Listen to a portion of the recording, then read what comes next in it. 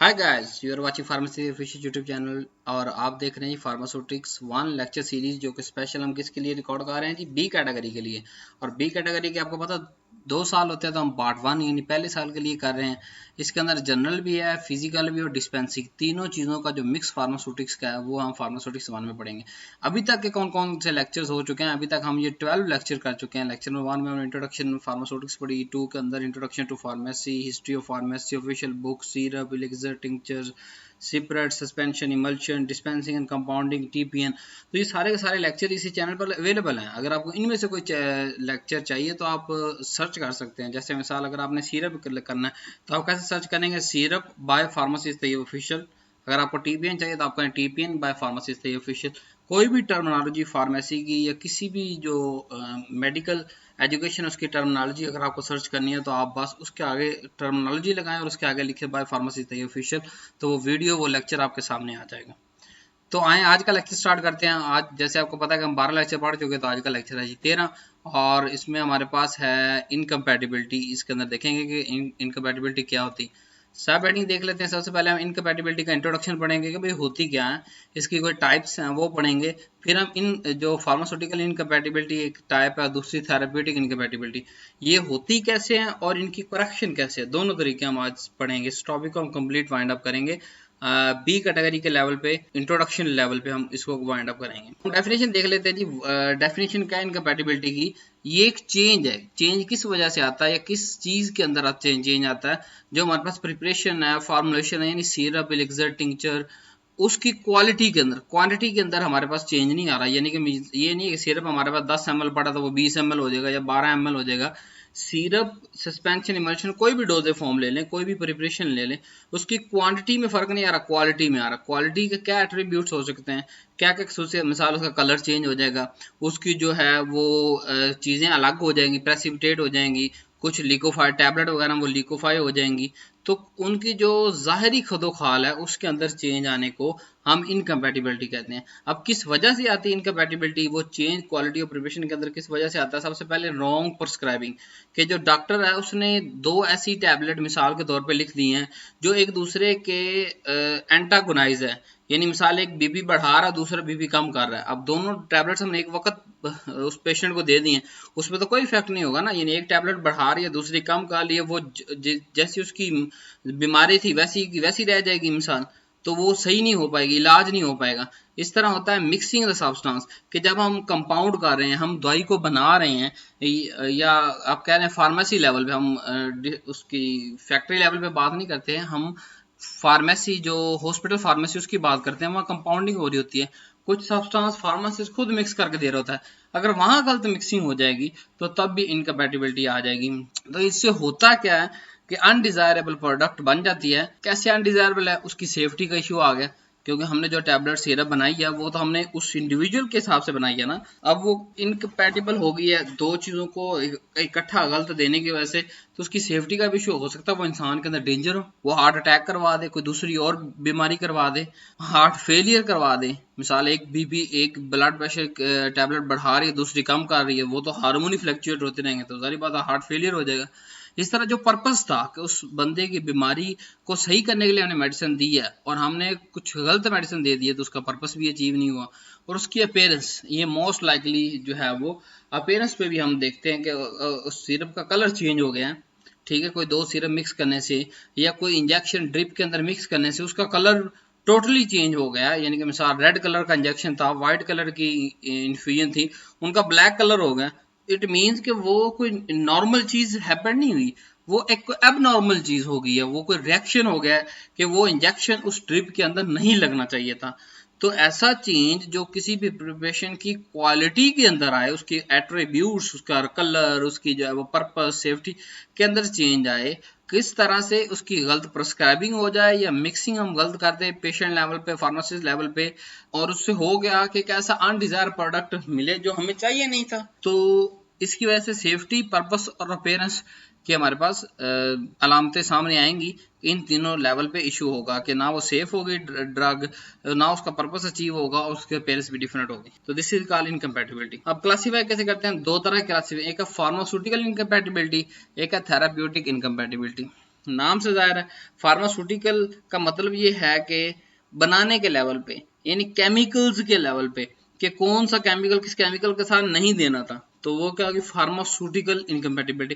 Therapeutic का क्या मतलब, कि कोई दो ऐसी टैबलेट्स इकट्ठी नहीं देनी थी जो एक दूसरे को साइड, जैसे मैंने अभी मिसाल दी कि एक टैबलेट बीपी की बढ़ा रही है, दूसरा बीपी कम कर रही है, तो वो दोनों एक साइड पे तो नहीं देनी थी ना, एक ही टाइम पे नहीं देनी थी हमें, या उसका बीपी बढ़ाना था या बीपी कम करना था। तो जो क्या कहते हैं फाइनल आउटपुट पे चेंज आ रहा है, तो वो क्या थेराप्यूटिक इनकम्पैटिबिलिटी है, कि जिस इलाज के लिए, जिस बीमारी की क्योर के लिए हम वो टैबलेट, वो सस्पेंशन सिरप दे रहे हैं, वो उसका वो थेराप्यूटिक आउटकम नहीं आ रहा, तो वो थेराप्यूटिक इनकम्पैटिबिलिटी।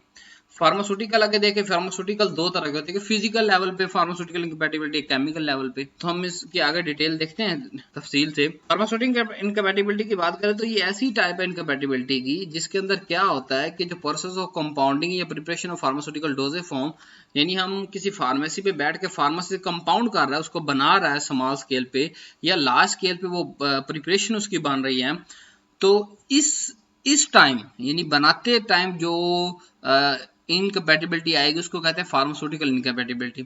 अब इस होता क्या है कि मोस्ट लाइकली सबसे पहली सिम्टम ये होती है कि कलर चेंज होता है। मिसाल आपको दी ना मैंने कि कोई इंजेक्शन हमने किसी ड्रिप के अंदर, यानी डॉक्टर लिखा ये फलाना इंजेक्शन फलाने ड्रिप के अंदर लगा के जो है वो आप पेशेंट को लगा दो, लेकिन इंजेक्शन रेड कलर का था और ड्रिप वाइट कलर की थी। जब हमने उस इंजेक्शन को ड्रिप के अंदर लगाया वो ब्लैक कलर अपेयर हो गया।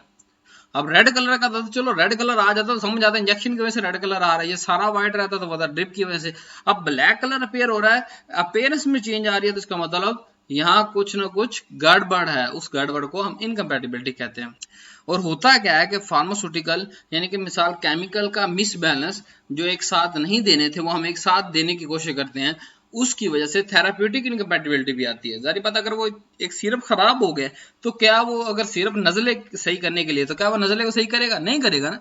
तो फार्मास्यूटिकल इनकम्पैटिबिलिटी थेराप्यूटिकल इनकम्पैटिबिलिटी की तरफ लेके जाता है कि जो भी दवाई एक दफा खराब हो गई है उसको हम क्या, फार्मास्यूटिकल इनकम्पैटिबिलिटी। जब वो कोई पेशेंट लेगा उसको आराम नहीं आएगा, वो थेराप्यूटिकल इनकम्पैटिबिलिटी। अब फार्मास्यूटिकल के आगे दो थी, एक फिजिकल एक केमिकल। फिजिकल का मतलब कि सिर्फ फिजिकल लेवल पे, यानी इनसोल्युबिलिटी, दो चीजें यानी सॉल्वेंट और सोल्यूट मिक्स किया हुआ वो इनसोल्युबल हो गया। इमिसिबल, प्रेसिपिटेशन, लिक्विफिकेशन, जेलेटिनाइजेशन, इन सब को हम डिटेल से अभी देखते हैं। केमिकल के लेवल की बात करें, hydrolysis, breakage of compound in the presence of water, इसका हाइड्रोलाइसिस। तो हाइड्रोलाइसिस हो गया, ऑक्सीडेशन रिडक्शन हो गया, एसिड बेस रिएक्शन हो गया, कॉम्बिनेशन रिएक्शन।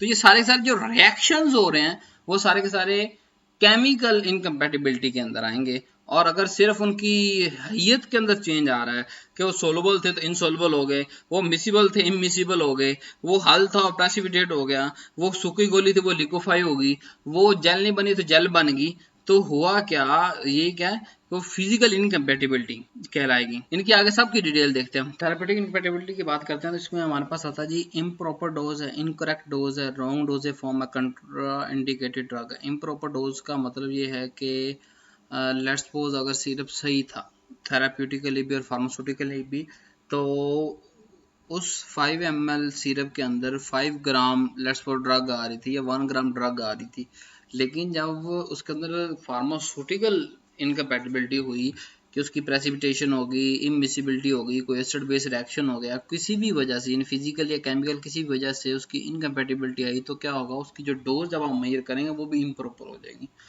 ये इनकोरेक्ट भी आप कह सकते हैं। इनकोरेक्ट इस तरह के वो कभी कम कभी ज्यादा, इस तरह रॉन्ग डोज फॉर्म भी हो सकती है कि उस बच्चे को हमने जैसे मिसाल सिरप देना था उसको हम टैबलेट दे दी, और कंट्रा इंडिकेटेड के वो पहले कोई ड्रग ले रही है जिसके इन पुरानी प्रिस्क्रिप्शन के अंदर ड्रग ले रही है, या एक ही सेम प्रिस्क्रिप्शन के अंदर जो है वो गलती हो गई है, तो सेम प्रिस्क्रिप्शन के अंदर दो ऐसी ड्रग हमने दे दी जो नहीं देनी चाहिए थी, या वो किसी ड्रग के साथ पेशेंट एलर्जी है तो हमें वो ड्रग नहीं देनी चाहिए थी। दीज आर कंट्रा इंडिकेटेड कि अगर किसी से एलर्जी है तो वो ड्रग ना दे, या फिर जो है वो बाकी जो सूरत हाल सारी कंडीशन मैंने बताई है, सारी कंट्रा इंडिकेटेड ड्रग।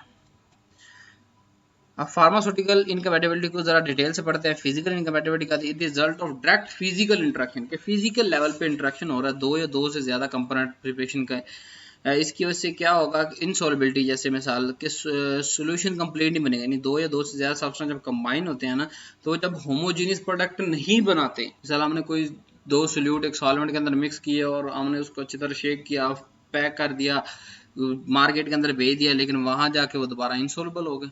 टेम्परेचर की वजह से हो सकते हैं, वहाँ के इन्वायरमेंट की वजह से हो सकते हैं, प्रॉपर कूलिंग ना मिलने की वजह से हो सकते हैं, कोई भी वजह से, क्योंकि सोलबिलिटी कम ज़्यादा हो गई, वो सोलबल नहीं रहे, वो सोल्यूशन नहीं रहे।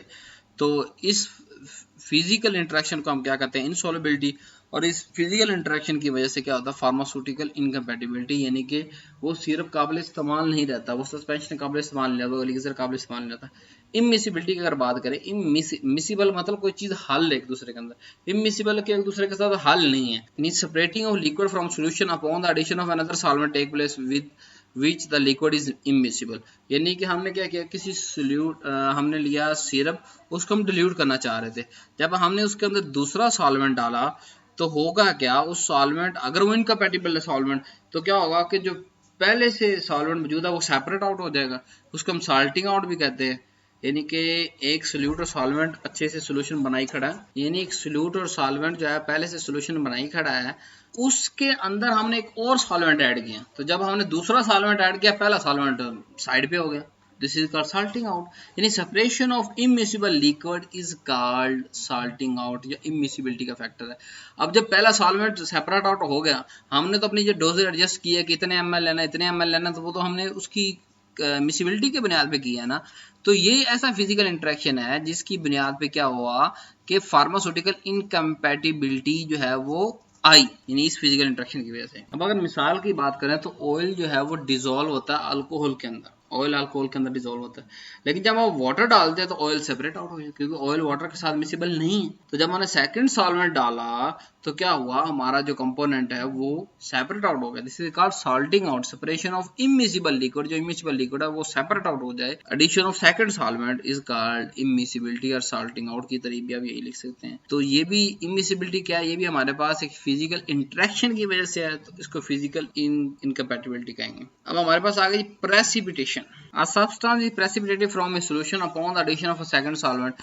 कि हमारे पास एक सोल्यूशन तैयार है, सोल्यूशन है, उसके अंदर कुछ कंपोनेंट है, सोल्यूट्स हैं, हम कोई और सॉल्वेंट हमने उसके अंदर डाला, तो क्या हुआ, वो जो सोल्यूट था वो प्रेसिपिटेट हो गया, वो पहले सॉल्वेंट से अलग हो गया, यानी दूसरे के अंदर डिसॉल्व भी नहीं हुआ, पहले से भी अलग हो गया। तो this is physical interaction is called precipitation. बैठ जाना नीचे। लिक्विफेक्शन क्या होता है, mixture of solid sometime liquefy. ये मिसाल कोई गोली है, कोई जो है पाउडर है, सॉलिड है, वो पड़ा पड़ा लिक्विफाई हो जाए, कहने का मतलब वो उसके ऊपर लिक्विड आ जाए, वो जरा नमी फील उसके अंदर हो, तो वो दो वजह से होगा, या वो एटमॉस्फेयर से उसने हवा ले लिया, मॉइस्चर पानी ले लिया एटमॉस्फेयर से, या फिर हमने उसने क्या किया है कि जो उसका अपना हाइड्रेशन का वाटर था वो उसने रिलीज कर दिया। जब उसके अपना वाटर ऑफ हाइड्रेशन रिलीज हो गया तो फिर भी लिक्विफेक्शन हो जाएगी। जेलेटिनाइजेशन क्या था, सोल्यूशन में form a gel when combined with certain substance. यानी कुछ सोल्यूशन ऐसे होते हैं कि उसके अंदर हम कोई और चीज ऐड करें ना तो वो जेल बना देते हैं, तो जेल बन गई, जेलेटिनाइजेशन। ये सारी की सारी क्या थे, फिजिकल इनकम्पैटिबिलिटी। अब इसको सही कैसे किया जा सकता है फिजिकल को, सबसे पहले फिजिकल इनकम्पैटिबिलिटी यूज का नॉन यूनिफॉर्म डोजेज, यानी ये ऐसी डोजेज फॉर्म बनाती है जो यूनिफॉर्म नहीं होती। अब मिसाल यार, ड्यूट अंदर था, मेडिकेशन थी, बाहर सॉल्वेंट था, यानी कोई भी चीज हमने अल्कोहल के अंदर डिसोल्व की, उसको एलिक्सर कहेंगे ना, कोई भी मेडिकल इंग्रेडिएंट अल्कोहल के अंदर उसको एलिक्सर कहेंगे। अब हमने उसके अंदर कोई और चीज डाली अपनी जरूरत के तहत, उसको डिल्यूट करने के लिए या कुछ भी पर्पस के लिए, वो जो मेडिकेटेड था वो प्रेसिपिटेट होगा। मिसाल दे रहा हूँ आपको, वो प्रेसिपिटेट जब हो गया तो पीछे तो सिर्फ अल्कोहल बची हुई ना, तो अल्कोहल को हमने चम्मच के ऊपर डाल के थोड़ा पीना है, तो डोज तो इनकरेक्ट होगी ना, एक्यूरेट डोज जो है उसको मेजर करना बड़ा मुश्किल हो गया। इस तरह अनपैलेटेबल, और बाज वो खाने के काबिल ही नहीं रहती।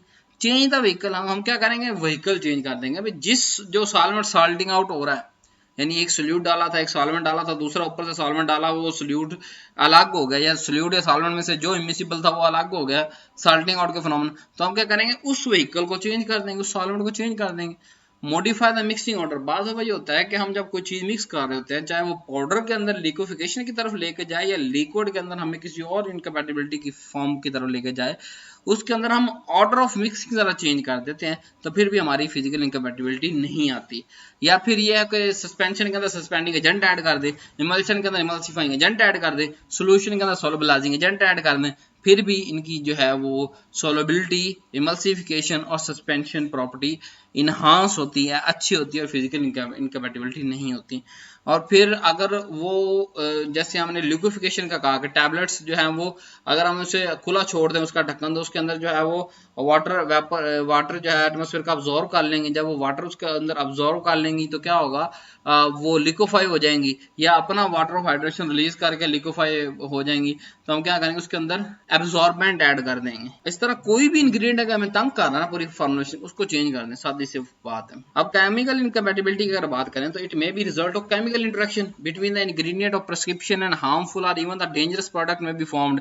दीज जनरली रिजल्ट फ्रॉम, यानी केमिकल इनकैपेबिलिटी ज्यादा खतरनाक है फिजिकल से। फिजिकल तो कुछ अपेयर हो रहा है ना हमारे सामने, केमिकल तो केमिकल रिएक्शन हो गया, अब एक डेंजरस प्रोडक्ट बन गई, वो हमारी हेल्थ के लिए सही नहीं है।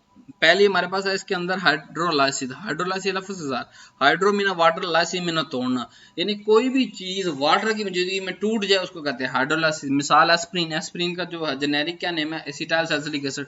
जब इसको पानी मिलता है तो क्या होता है, ये सैलिसिलिक एसिड और एसिटिक एसिड में बदल जाती है। तो एस्प्रिन की गोली जब तक पत्ते के अंदर पेगा तब तक तो काबिले इस्तेमाल है, लेकिन जब हम एक दफा ग्लास के अंदर उसको डाल दिया और इसके उसका सैलिसिलिक एसिड और एसिटिक एसिड अलग अलग होगा, फिर वो 2, 4, 6 महीने रखने के लिए काबिले इस्तेमाल नहीं रही, या पैकेजिंग सही नहीं थी तो उसे वाटर ऑब्जॉर्व कर लिया तो फिर भी खराब होगी। अब ऑक्सीडेशन रिडक्शन रिएक्शन क्या है, जैसे शुगर है, शुगर ऑक्सीडाइज हो जाती है कॉपर आयन से, Ag2+ से अल्कलाइन पीएच के अंदर। ऑयल और फैट जो है ऑक्सीडाइज होते हैं लाइट से, और वो रेंसिड यानी उसके स्मेल पैदा होनी चाहिए, यानी ऑयल और फैट अगर हम लाइट के अंदर रखें तो वो ऑक्सीडाइज हो जाता है और उनमें से स्मेल पैदा होनी शुरू होती है, उसके कहता है रेंसिड हो गए, रेंसिडिटी।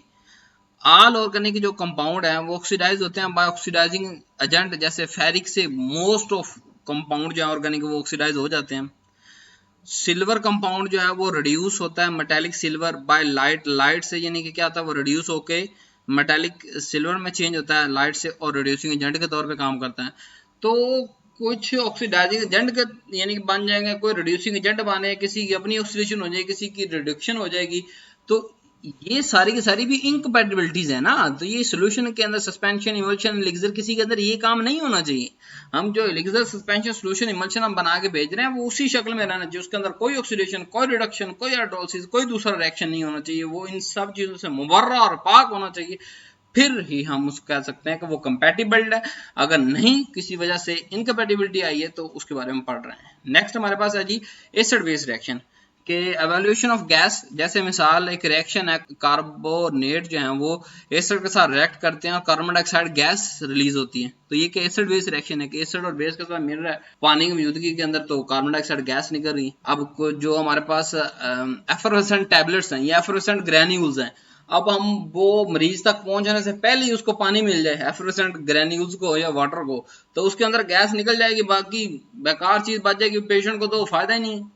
एफरवेसेंट ग्रैन्यूल्स या एफरवेसेंट टैबलेट्स, उसका मकसद यही है ना कि कार्बन डाइऑक्साइड गैस जो है वो जब हमने उसको इस्तेमाल करना, जैसे हम कैल्शियम की टैबलेट लेते हैं तो वो कैक 1000 की टैबलेट लेते हैं, तो वो जब ग्लास के अंदर डालते हैं तो वो कार्बन डाइऑक्साइड उसके अंदर से निकलती है। उसका मकसद क्या होता है, उसका मकसद ये है कि जो कैल्शियम है पूरे ग्लास के अंदर फैल जाए, वाटर के अंदर सोलुबल हो जाए। तो जब गैस पहले ही निकल जाएगी किसी भी स्टेज पे, यानी कि रिएक्शन होने की वजह से, वाटर मिलने की वजह से, सारी फेवरेबल कंडीशन मिलने की वजह से, तो ये एसिड बेस रिएक्शन भी हमारे इनकम्पैटिबिलिटी की तरफ लेके जा सकते हैं। चेंज इन कलर का सबसे बड़ा इंडिकेशन ये है कि पीएच चेंज होगी। अगर कलर चेंज हो समझे पीएच चेंज हो रही है, तो पीएच चेंज अगर हो रही है, मिसाल हमने कोई इन्फ्यूजन लगानी है, हमने ड्रिप लगानी है, तो जब ड्रिप लगानी है उसकी पीएच चेंज होगी, या ब्लड से ऊपर नीचे उसकी पीएच होगी, या ब्लड की सिमिलर पीएच नहीं है, तो क्या हम वो ड्रिप लगा सकते हैं? नहीं लगा सकते। तो कहीं भी अगर मसला आ रहा है ना आपको एज, क्योंकि आपने फील्ड के अंदर जाके एज ए टेक्नीशियन काम करना है, आपको एमबीबीएस डॉक्टर बता देगा या फार्मासिस्ट फॉर्म किया वो फार्मासिस्ट आपको काम कह रहा है ना, तो इनमें से कोई भी मसला आ रहा है ना, आप देख रहे हैं कि यार ड्रिप मैंने लगा रहा हूँ उसमें कलर चेंज हो रहा है, फौरन रिपोर्ट करें।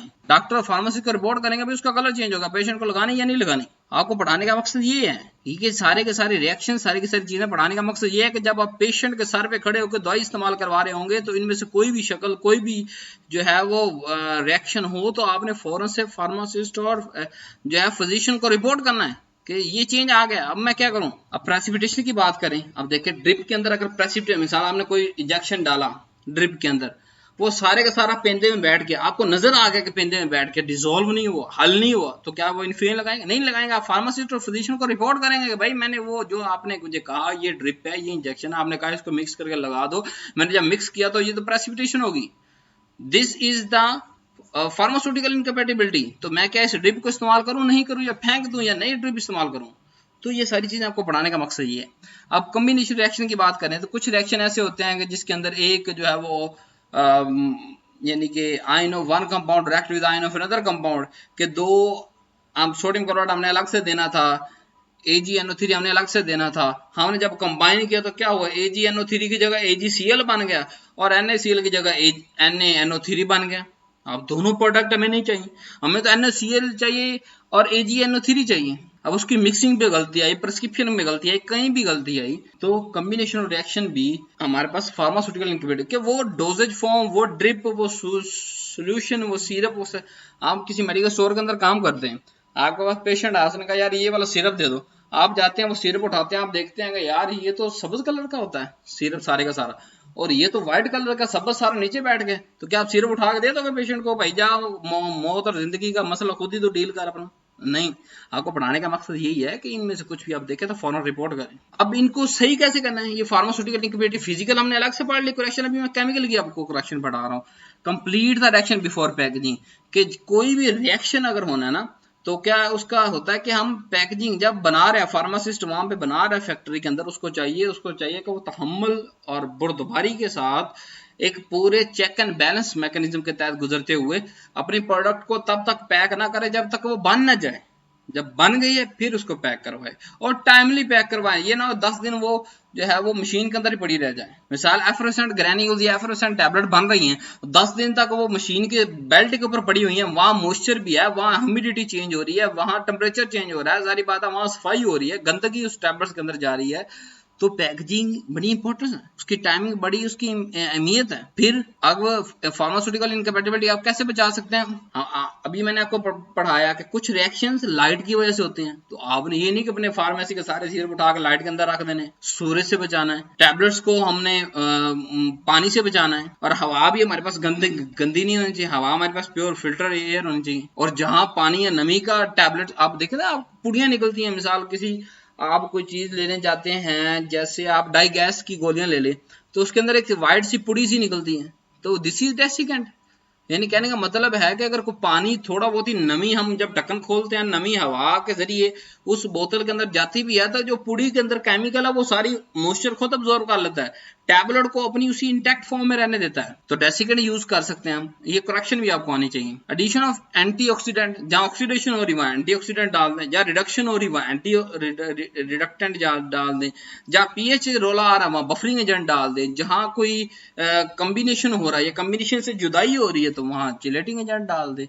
तो जिस तरह की मिस्टेक हो सकती है उसकी करेक्शन उसी हिसाब से है, लेकिन आपको जनरल याद करना है। 5 नंबर क्वेश्चन आ सकता है कि what are the corrections recommended for the chemically pharmaceutical incapability. Therapeutic incapability दूसरी और आखिरी टाइप इसकी है कि एक से ज्यादा ड्रग जो है वो मुख्तलिफ तरह के इफेक्ट शो करती है नेचर के अंदर, और an intensity from intended by prescriber, और जिस इंटेंसिटी से देना है वो प्रिस्क्राइबर को पता है कि जी किस इंटेंसिटी से हम देना, 5 ml देना, 2 ml देना, 4 ml देना, 6 ml देना, 1 टैबलेट देनी, 2 टैबलेट देनी, कितनी क्रीम लगानी, कितनी नहीं लगानी, तो ये सारी इंटेंसिटी प्रिस्क्राइबर ने आपको बतानी है। अब होता क्या है कि जब हम एडमिनिस्ट्रेशन उसको कर रहे होते हैं तो उसके अंदर थेराप्यूटिक प्रोड्यूस हो जाता है। मतलब कहने का कोई सिरप खराब पड़ा हुआ है, पहले सही था 2 ml देना, अब खराब है, अब फिर 2 ml देने, तो वो खराब है, वो थेराप्यूटिक आउटपुट नहीं ला सकता।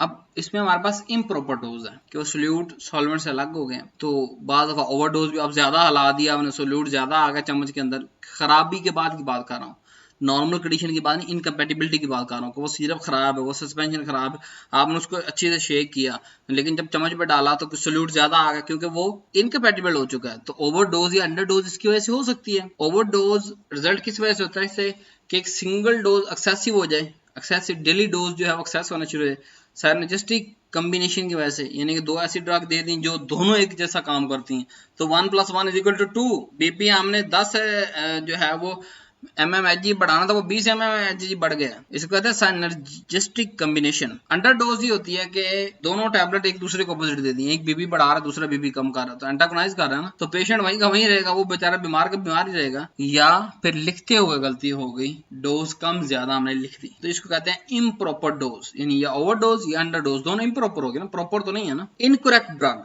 अब होता क्या है कि ट्रेडमार्क एरर आ जाता है, यानी कुछ प्रोडक्ट ऐसी होती हैं जिनका नाम थोड़ा बहुत मुख्तलिफ होता है, मतलब एक के अंदर ई है एक के अंदर ए है, तो जिसने उठा के दिया हैंडलिंग ऑफ प्रिस्क्रिप्शन के दौरान, यानी जब प्रिस्क्रिप्शन फार्मेसी या मेडिकल स्टोर पे गई तो जब उठा के दिया तब गलती होगी, तो इनकरेक्ट ड्रग चलेगी। अब मिसाल लेट्स सपोज अगर ए वाली वो खांसी के लिए थी और जिसके अंदर ई है, यानी नाम बाकी का वो है, सिर्फ एक लफ्ज ई चेंज है, वो यरकान की दवाई हो, हेपेटाइटिस की दवाई हो, तो कहने का मतलब ये है कि हर लेवल पे हमें जो है वो एक स्ट्रॉन्ग नॉलेज की फाउंडेशन चाहिए। जो दवाई लिख रहा है प्रिस्क्राइबर वो सही लिख रहा है, जो फार्मासिस्ट दवाई बना रहा है वो सही बनाना चाहिए, जो टेक्नीशियन बी कैटेगरी किया वो उठा के दे रहा है वो सही उठा के दे, तो फिर ही पेशेंट तक करेक्ट ड्रग पहुंचेगी। रॉन्ग डोजेज फॉर्म, अब होता क्या है कि toxic external preparation is prescribe internally. अब मिसाल ये है कि कोई क्रीम बाहर लगाने वाली है जिस्म पे, और वो डॉक्टर कहता है 2 चम्मच खा लो, या कोई सिरप सस्पेंशन सिर्फ बाहर स्किन पे लगाने वाला है और फिजिशियन कहता है 2 चम्मच पी लो, तो रॉन्ग डोजेज फॉर्म होगी। कि जैसे मिसाल अब अक्सर होता क्या है कि स्किन ऑइंटमेंट और आई ऑइंटमेंट होती है, ऊपर लिखो नाम सेम है, मिसाल कोई भी brand name XYZ brand name है, एक उसमें स्किन ऑइंटमेंट है एक आई ऑइंटमेंट है। अब जब उसने लिखी तो उसने आई ऑइंटमेंट लिखनी थी, लिख स्किन ऑइंटमेंट दी, या जिसने उठा के दी मेडिकल स्टोर से तो उसने आई ऑइंटमेंट की जगह स्किन की जगह आई की जगह स्किन उठा के दे दी, तो तब भी गलत हो गया, रॉन्ग डोजेज फॉर्म उस तक पहुंची ना। यानी मिसाल आई इन्फेक्शन वाले को आई वाली चाहिए थी, स्किन के इन्फेक्शन वाले को स्किन की चाहिए थी, तो लिखने में भी गलती हो सकती है, जो बना रहा उससे भी गलती हो सकती है, जो उठा के दे रहा उससे भी गलती हो सकती है। कंट्रा इंडिकेशन ड्रग ये होता है कि नंबर 1 पेशेंट को किसी ड्रग से एलर्जी है तो फिजिशियन को नहीं पता, उसने वो प्रिस्क्रिप्शन के अंदर लिख दी, उसको दोबारा एलर्जी हो जाएगी, तो वो कंट्रा इंडिकेटेड ड्रग लिख दी उसने पहले से। यानी एक मरीज क्या कर रहा होता है, मल्टी फार्मेसी को कहते हैं, कि एक मरीज एक से ज्यादा जगह से मेडिसिन ले रहा होता है और वो प्रिस्क्रिप्शन छुपा के रखता है डॉक्टर से। मिसाल एक मरीज है जिसको दिमाग का प्रॉब्लम भी है, साथ में उसको जिगर का प्रॉब्लम भी है, साथ में उसको हार्ट का प्रॉब्लम, तीन उसको प्रॉब्लम है। अब तीनों स्पेशलिस्ट अलग अलग है ना हमारे माशरे के अंदर, हार्ट का अलग से है, लीवर का अलग से है, ब्रेन का अलग से है। लेकिन पेशेंट को चाहिए कि जब वो किसी एक के पास जाए, जैसे लीवर के पास दवाई लेने जाए, तो वो बताए कि भाई मैं हार्ट का पेशेंट हूँ, मेरी ये दवाई चल रही है, और मैं ब्रेन का पेशेंट हूँ, मेरी ये दवाई चल रही है। जब बाकी दोनों के पास जाए तो बाकी दोनों की पर्चियां भी वहां दिखाए, ताकि डॉक्टर देख ले कि इसने पोली फार्मेसी उसको कहते हैं, कि कौन कौन सी गोलियां एक दिन के अंदर अपने अंदर जो है वो उसने खानी है। पोली फार्मेसी का कंसेप्ट होता है कि एक से ज्यादा मेडिसिन जो है वो इस्तेमाल कर रहा हो पेशेंट, यानी 5-5 10-10 एक गोलियां एक टाइम पे खानी पड़ रही हैं उसे, या हर 2 घंटे के बाद कुछ चंद गोलियां खानी पड़ रही हैं उसको, कहते हैं पोली फार्मेसी। तो उसके दौरान वहां भी गलती हो सकती है, और वहां कॉन्ट्रा इंडिकेटेड की गलती होगी कि कोई 2 ड्रग इकट्ठी नहीं देनी थी। मिसाल हार्ट की चाहे एक ड्रग है एक लिवर की, लेकिन दोनों इकट्ठी नहीं देनी थी, अगर उनकी जगह कोई और ड्रग आ सकती थी। तो अगर आपको एक से ज्यादा किसी को प्रॉब्लम है और एक से ज्यादा फिजिशियन के पास जा रहे हैं, तो जिस भी फिजिशियन के पास जाएं उसको बाकी की दवाइयां बाकी के प्रिस्क्रिप्शन भी दिखाएं कि भाई मैं ये भी ले रहा हूं, ताकि काउंटर इंडिकेशन से बच सकें। अब थेरापेटिक इनकैपेबिलिटी कैसे सही हो सकती है जी, रिव्यू द प्रिस्क्रिप्शन, प्रिस्क्राइबर ने लिख दी, एमबीबीएस डॉक्टर ने लिख दी, फार्मासिस्ट को चाहिए कि वो प्रिस्क्रिप्शन को रिव्यू करे, क्योंकि बेस्ट नॉलेज ऑफ मेडिसिन का वो फार्मासिस्ट के पास है। तो वो उसके अंदर कंट्रा इंडिकेशन देखेगा, फिजिकल इनकैपेबिलिटी देखेगा, केमिकल इनकैपेबिलिटी देखेगा। तो रिव्यू ऑफ प्रिस्क्रिप्शन करना बहुत जरूरी है, और ये ड्यूटी है फार्मासिस्ट की। अगर हॉस्पिटल लेवल पे फार्मेसी मौजूद नहीं है तो फार्मेसी पे तो फार्मेसी मौजूद है ना। जब आपके पास कोई नुस्खा लेके आ रहा है खाने के लिए, तब तो आप उसको मशवरा दे सकते हैं ना कि भाई अपने डॉक्टर के पास ये वापस चले जाओ, ये 2 गोलियां इकट्ठी नहीं दी जा सकती, ये दोनों इंजेक्शन इकट्ठे नहीं लगाए जा सकते, ये दोनों सस्पेंशन इकट्ठे नहीं दिए जा सकते। तो फार्मासिस्ट को as a duty, as a moral responsibility के तहत रिव्यू ऑफ प्रिस्क्रिप्शन करनी चाहिए, चाहे वो हॉस्पिटल लेवल पे हो या फार्मेसी लेवल पे। अच्छा, पेशेंट को समझाना बड़ा जरूरी है कि कौन सी गोली किस टाइम कितनी और किस डोज में लेनी है। नेक्स्ट हमारे पास करेक्शन क्या है जी, कि पेशेंट से पूछे कि भाई वो किसी और बीमारी की दवाई भी ले रहा है साथ नहीं ले रहा है, या ओटीसी खुद कोई पैनाडोल ट्रेमाडोल खुद खुद से तो कुछ चीज़ नहीं ले रहा, अगर वो खुद से कुछ चीज़ ले रहा है या कोई और प्रिस्क्रिप्शन इस्तेमाल कर रहा है तो उसको आप डिस्कस करें और उसको जो है वो थेराप्यूटिकल इनकैपेबिलिटी से बचा सकते हैं आप। Do not forget to subscribe my channel, press bell icon to get more and latest videos from me, share with our student pharmacy, our pharmacy technician. Thanks for watching. Allah Hafiz.